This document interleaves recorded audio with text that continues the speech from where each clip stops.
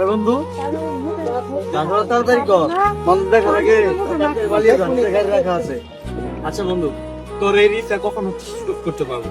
আর না বন্ধু, ওইসব কিছু না, তুই যা, আমি এদিকে ম্যানেজ করে দিই, সমস্যা নেই। এদিকে তোর কোনো সমস্যা নেই, এদিকে চিন্তা করতে হবে। নিচে গাড়ি রাখা আছে, যা।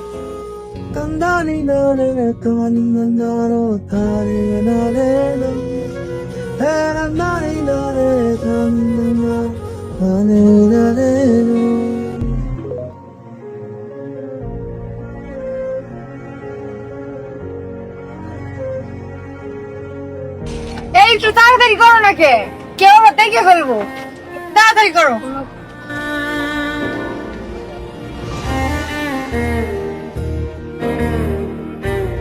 ওরা লাগে না, এত দেরি করতেছে কেন? না নামো, যাবো না আমরা, আমরা পালাবো। নামো, কি হয়েছে, এমন করতেছে কে? আমরা যাবো না। নামো তুমি, আমি বলতেছি নামো। দেখো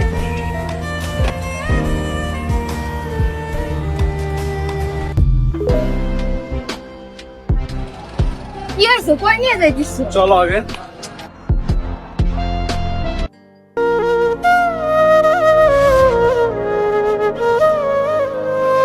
আসসালামু আলাইকুম। ওয়ালাইকুম আসসালাম।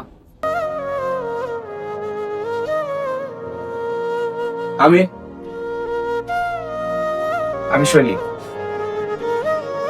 একটা প্রাইভেট কোম্পানিতে জব করি 2 বছর আগে। আমার মা আরেকটা বড় বোন আছে,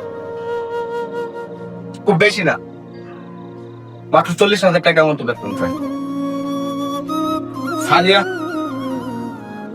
ফারিয়া আগে বলেছে আমাকে যে আমাদের পালানোর কথা শুনে আপনারা অসুস্থ হয়ে যেতে পারেন, তাই বাড়ির সামনে আগে থেকে 2টা অ্যাম্বুলেন্স দাঁড় করিয়ে রেখেছি।